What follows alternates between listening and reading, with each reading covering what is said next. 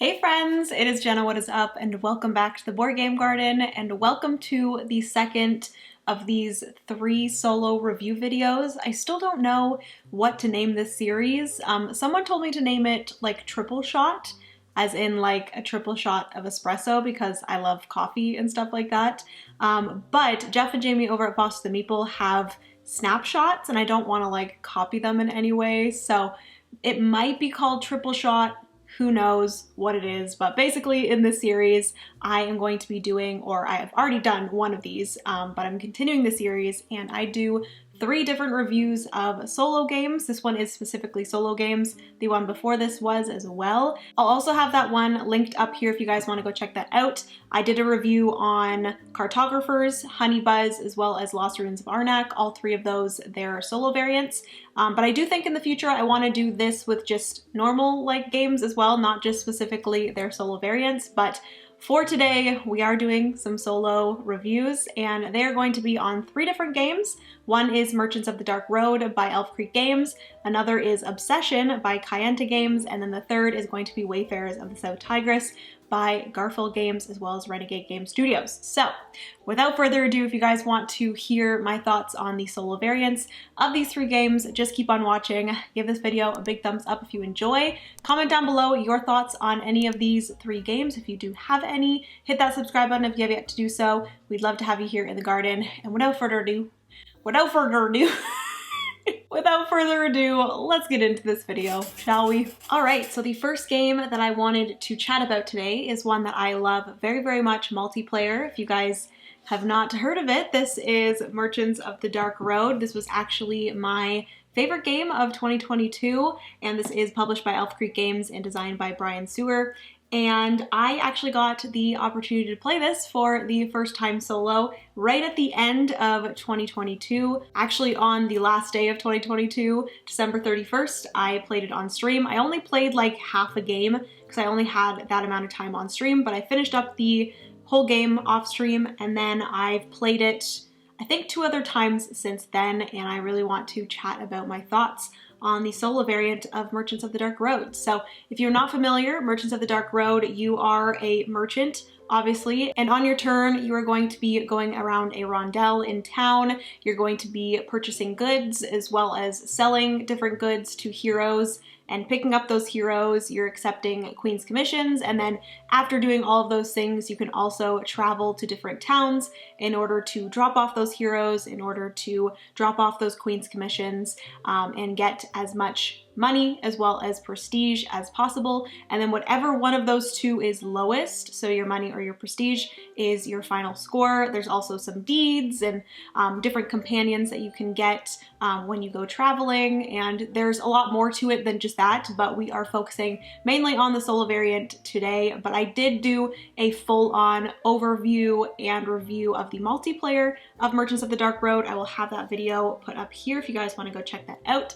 But today, like I said, we're focusing on the solo variant. So basically in the solo variant of Merchants of the Dark Road, it is just a deck of cards, and then the AI also has its own player board, and on the AI's turn, you're simply just flipping a card, and then it's going to show you how many spaces around the rondel the AI is going to move, and then it's going to ask you a few different things. It's one of those AIs that have, I think they're called flowcharts, but the nice thing about this is that it is a smaller, more easy to read flowchart, I guess, if that makes sense. There's one game, Bitoku, that I actually tried to play solo, and it has a massive flowchart in the rulebook, and it's showing you what the AI is going to be doing on a specific turn, and you have to go through this ginormous flowchart, and it's like, if the AI is here, do this, if not, do this, but if it's this, then do this, then it's this, do this, if it's not this, then do this, and it's just so confusing to me. I actually got out Bitoku in order to play it solo, and I just couldn't. It was just too big of a flowchart. But with this, with Merchants of the Dark Road, the flowchart in this is a little bit more digestible, where it's just one simple little card that you flip over, and then it just has like 2 or 3 different things. So it'll say, if the AI has more money than this, then do this, but if that's not the case, then the AI will do this. Like, it's literally just the smallest little flow chart, and it is definitely a lot easier to digest than the huge flow charts I've seen in other AIs. So really, really enjoy that. It's easy to just flip over their card, figure out what they're gonna do, make them do their thing, and then that is it. I will say though that there are a few things that are on the cards that are a little bit difficult to grasp and learn when you're first playing this. My first play, I had to go back into the rule book time and time again, which I will say the rule book for the solo variant in Merchants of the Dark Road is just like a little tiny baby rule book, and it's very cute and very nice to just have sat beside you while you're playing. And it tells you what all of the different icons mean, but all of the different icons are a bit confusing, like I said, when you first start. After a few plays, I'm slowly starting to figure out what they are, and I don't have to look into the rule book, but like I said, the first game, the first 2 games probably, I was having to go into that rule book and figure out what all of the different icons meant. There is also a lot of the greater than, less than little arrows, you know, like in school where you're like, oh, the alligator chomps on the bigger thing or whatever. I'm still so confused by the less than and the greater than arrows, and I always just get confused about that. So I'm continuously having to like remind myself like, okay, so that it's chomping towards that thing, so that means that it's greater than that. I still don't know, but that was a little bit hard to wrap my head around, and still to this day, very, very hard to wrap my head around. I wish that they kind of just used less than or greater than instead of the little arrow things, but I think that's like more of a personal thing. I just need to figure out those icons. It's really not that difficult, Jenna, but you know, she's still struggling. So next up, I quickly just wanted to mention that the traveling in the AI or the solo variant of Merchants of the Dark Road, honestly, like, you still have a little bit of interaction with the AI, but I do think that when it comes to the traveling part of the game, honestly, one of my favorite parts of the game.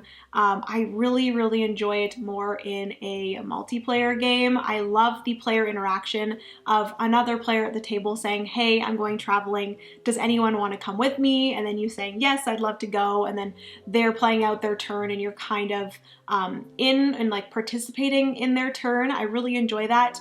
And I don't quite get the feeling of the traveling like I do in the multiplayer in the solo variant. So that's just one thing. And then I think I only have one other thing that I wanted to touch on with the solo variant. I think I've seen a few other people mention this, but basically in the solo variant of Merchants of the Dark Road, there's no way for the AI to know what they have more of.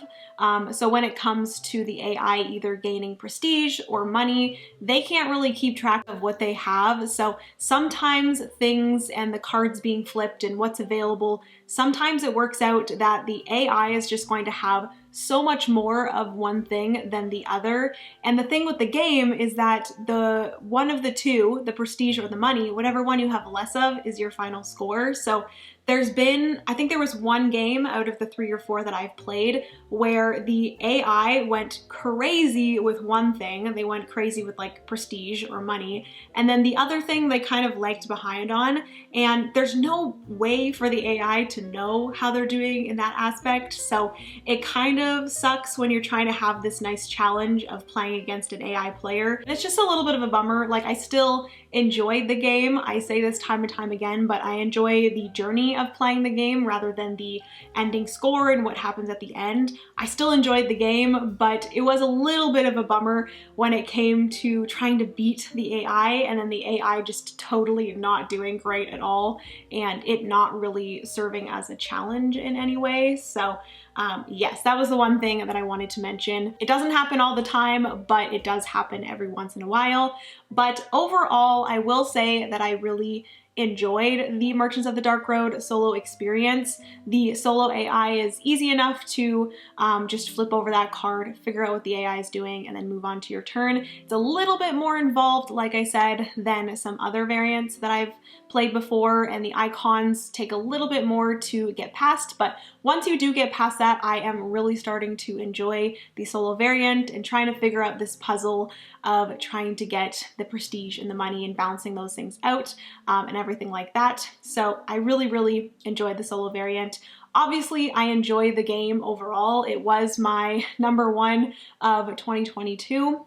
But I will say that that was more based off of my experience with the multiplayer game, and I think that if I was faced with the situation of either going and playing Merchants of the Dark Road with other people or going to play it solo, in those two perfect situations, I think I would most of the time prefer to play it multiplayer over solo. But the nice thing is that with having this solo variant, I can choose to play Merchants of the Dark Road whenever I want, and the solo variant just allows for me to get this to the table more often than I would if I didn't have the solo variant. So overall, enjoyed it. There were a few things that I was like, that's kind of like not amazing, but overall I enjoyed it. And I will also mention that there is a little campaign, or there's like a bunch of different scenarios in the solo rulebook that I am excited to dive into. There's a little bit more of a story in those ones, and I'm excited to play those. So those are my thoughts on the solo variant of Merchants of the Dark Road. Let me know what you guys think down below in the comments, but yes, that is the first one. All right, so moving into the next game. This is a game that Francis absolutely loves, and I really need to like set this up for Francis. Fun fact, Francis doesn't want to get into solo gaming. I think he's mentioned this on a video before, but Francis doesn't want to get into solo gaming because he's too lazy to set up games. So he said if I set up games for him, he will get into solo gaming. But the game that I am talking about is the big chunky boy, which is Obsession. This is published by Canon Games and it's designed by Dan Halligan. And today we are going to be focusing on the solo variant for Obsession, which I will say right off the bat that when I first got this to the table multiplayer, I chatted about this before in a few videos, but I didn't love Obsession right off the bat. But since then, we have played it more. I've started playing a lot of it on BGA, and I am really starting to enjoy Obsession, and I've gotten it to the table a few times solo as well. So let's get into how this game plays and the solo variant. So basically in Obsession, you are in the what is it called? Victorian era, I think. And you are a family trying to gain prestige and become one of the wonderful families and getting the attention of the Fairchilds, of the really prestigious families, and you're inviting people to events and you're hosting different events and getting more prestigious guests to come to your events to get more popularity and prestige, and it's just very fancy and we love it. I do really enjoy the theme of this game, but in this solo variant, you are going against obviously an AI, and the AI in Obsession is fantastic. It is the easiest AI ever, but I do have a few little bones to pick with it, so I will mention those in a second. But the AI is so easy. Basically, on the AI's turn, you are just going to be rolling a die, and whatever number that is determines what of the event tiles or the like room tiles, whatever they are, whatever one gets taken away from you. So it's just taking away a tile. And then during the courtship phase, when you are adding up all of the totals of your different categories of rooms, or the themes, I guess, of the courtship, when you're adding those up, it does have a card that shows you what the AI is going to be scoring for each of those categories, and then you are putting your score against it, and then if you win, you get the Fairchild, but if you don't, the AI just doesn't take it away, but you just don't get it. So yes, it's the easiest AI. It is so easy to manage, so easy to get this to the table because you know that the AI is going to just be so simple and not a hassle. So like I mentioned, when we first played Obsession, it was one that I didn't love, and I think the reason is that there was so much randomness in the game, and in that first play, unfortunately, things just did not work out in my favor. I was not getting good guests. Basically in the game, you get random objectives at the beginning of the game, you get random tiles that come out, the theme that gets flipped every courtship is random, the guests that you draw and get are all random as well, so sometimes things don't work out, and I think Obsession is actually the game that has really opened me up to actually enjoying the challenge of this randomness. And I'm gonna get into a little bit of a rant with this quickly, but there's something about this randomness. A lot of people actually speak pretty negatively when it comes to a game that has too much randomness. And like I said, over the past few months, starting off with Obsession, I've kind of grown to really enjoy that randomness, and the fact that when you get dealt with all of these different random things, you really have to challenge yourself to get through those things and pivot in different directions, and I really enjoy that challenge. And I think when it comes to games that give you perfect information and there's like no randomness whatsoever, I often kind of enjoy those. Like, I still enjoy those games, but I don't know, there's just something about just having that perfect information. And it honestly just comes down to who can score the most points with that perfect information. And there's not a lot of challenge in that, and not a lot of excitement in that, I guess. So I'm starting to really enjoy that challenge and that excitement of having to deal with all these random things. I actually touched on it, actually don't know if I touched on it, but in Merchants of the Dark Road, there's also a lot of randomness, and I really like that. I don't know, I started really enjoying that challenge, and I keep on saying the same things over and over again, but that is the end of my rant. Apologies for the rant. But yes, Obsession has really opened me up to liking the more random stuff and pivoting as you go through a game that has randomness. And actually, speaking of randomness, I might have to put like a randomness counter here because I keep on saying randomness, and I want to know how many times I've said randomness in this video. But when it comes to randomness in the AI's scoring, basically they have a card, which you guys will see on screen right now. They have a card that determines the numbers that they're going to have in each of the different theme categories throughout the game. So it actually shows you what the AI is going to have the entire game all the way to the end. And honestly, I wish there was a little bit more randomness when it came to that, because you can kind of see the trajectory of how the game is going to go for the AI, and you can see what categories the AI is going to focus on. What I will say though is that whatever theme cards are flipped is what is going to be counted. So you very well could have a theme card flip that the AI is not focusing on, but there's still that, you know, you can see all of the information, you know? And I wish that there was just like a way to only reveal the next round's numbers on that round, if that makes sense. Maybe when I play this next, I'll like cover up all the numbers and then reveal as I go throughout the game, instead of being able to see all the information that is going to be throughout the entire game. I should add though that I don't think I've won this yet. Maybe I won on stream. I don't remember. It's been too long. But I don't think I've won this very many times, and I did play it on like the easiest mode. So maybe adding that like secret information might make it even more difficult than it already is. So maybe I shouldn't do that.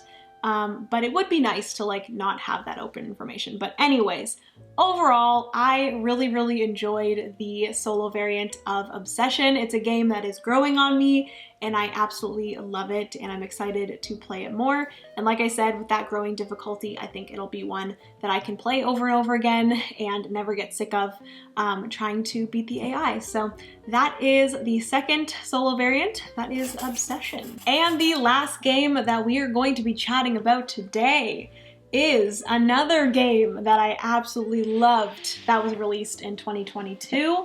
And I actually think this was my #1 on my actual list. Merchants of the Dark Road was on the Fire and Ice Awards that Tim Chewin and Sam from Lord of the Board did, but this was the #1 on my list that I did on my channel, and that is Wayfarers of the South Tigris. I've played this multiple times multiplayer. We played it I think 3 or 4 times in January, and I actually got to play it a few times solo just recently, and I'm excited to chat about it. So basically in Wayfarers of the South Tigris, if you're not familiar, you are creating a tableau because you're trying to discover the Earth, I believe, and you are traveling by land on one side and then traveling by sea on the other side, and then exploring the outer space or the stars and the planets up above.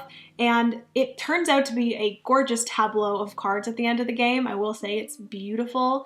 But in this game, you are placing dice as workers on your own tableau, and you can actually determine what your dice can be used for by playing these tiles onto your caravan. And then you're also placing workers onto different cards on the board to do different actions. You're moving up the journaling track, and the journaling track is almost like the countdown to the end of the game. Whoever gets to the end of the journaling track first triggers the end of the game, and then everyone tallies up their scores. You're going to be scoring for a bunch of different things. You're going to be scoring for set collection when it comes to all of the different types of cards in your tableau, and you're scoring your objectives from your space cards and all of these things.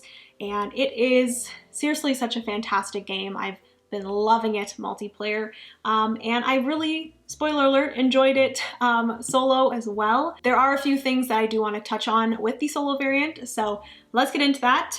Basically, in the solo variant of Wayfarers of the South Tigris, you are going to be using one of the player boards, but on the other side, each of the player boards actually has a different AI that you can go against. Each of the AIs is going to be scoring for a specific thing, so it kind of changes up the solo experience, which I think is very fun. I've played this 2 times solo, once with the space card AI and then once with the tile AI, which was pretty interesting. But yeah, you're going to have a AI focusing on a specific thing based off of the player board that you choose. I just picked them randomly. But yes, the opposite side of the player board, when you look at the AI's board, it is a little bit overwhelming. And I think overall, generally with Wayfarers of the South Tigris, people look at this game and it is a bit intimidating, and that was the same case with the AI board. It looks very intimidating, but rest assured, I'm telling you now, both of them are not as scary as they look. The game is pretty straightforward. I've chatted about this. I think I chatted about it in my monthly wrap-up, but overall, the game is very simple. You're just on your turn either placing one of your dice or placing one of your workers, or resting if you have no more dice that you want to place. And with the AI's board, everything on that board is just to help you determine the specifics or the specificities of what your AI is going to be doing. So you're going to be flipping over a card, very much like in Merchant of the Dark Road and a lot of other AIs that I've played. You're going to be flipping over a card. There's going to be a number at the top of the card, and that's going to be how many spots the AI is going to be moving around its little rondelle on its board, and that rondelle is going to be changing the colors of what the AI is going to be choosing. So that's going to help you determine what tile you're going to take. If the AI ever takes a tile, it'll be based off of what color they are on the rondelle. It's just to help you figure out the specifics of their action. So it's just very simple. Looking at it, like I said, it doesn't look simple, but it's pretty simple.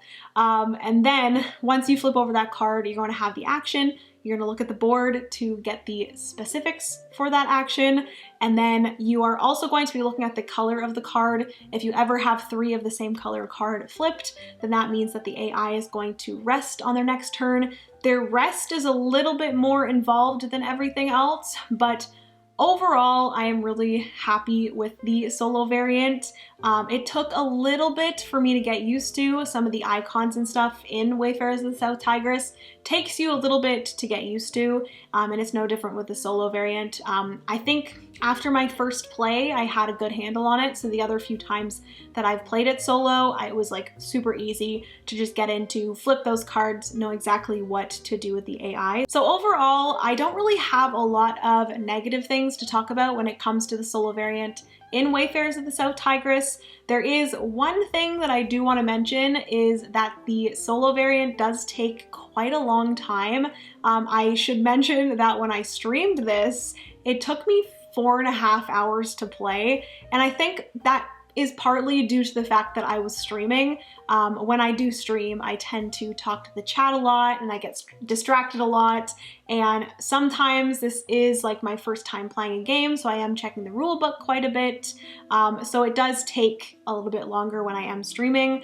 But when I played it not streaming, I think it ended up taking me about 2 hours, which is a little bit longer than other games typically take me to play. I think Merchants of the Dark Road took me about an hour and a half, maybe. Obsession, probably like an hour at most. So Wayfarers did take a little bit longer to play the solo variant than others I've played in the past, but I do think that is just due to the fact that it is a little bit heavier of a game. Typically when it comes to solo games, I stay in my comfort zone of playing like medium weight games, medium slightly heavy games is like my max. So this was definitely at like my max. This was probably one of the most complicated and heavy games that I've played solo so far, but I do want to continue to push myself to play these heavier games solo because I really enjoy them and they are such a enormous and like fun experience to have by yourself. So yes, I'm happy that I'm starting to get some of these bigger games to the table solo. Oh, I do also want to add, it is a long game and it is also a difficult game. I have yet to beat the AI in Wayfarers of the South Tigris. The first time that I played this, the AI beat me so bad on stream, and the other few times I've played, I've still lost. I've gotten progressively better, but I have not won yet. And the thing is that the AI will always focus on one specific thing. My first game, they focused on the space cards, which got them a lot of points because they're just getting points based off of all these cards that they're getting. The cards don't matter. It's just however many of this specific card, they get this many points. However many of this card, they get this many. So it really adds up by the end of the game. And then there was also the tile focused AI, which was very interesting, and it got them a lot of added things because they are adding these tiles into their caravan, their little tile tableau, and every time that they cover up something, they get a bonus. And then at the end of the game, they're going to be adding up all of their tiles that they have in their caravan. In the game, when they were focusing on the space cards, they didn't have very many tiles. I think it maybe filled up half of their caravan, a little less than half.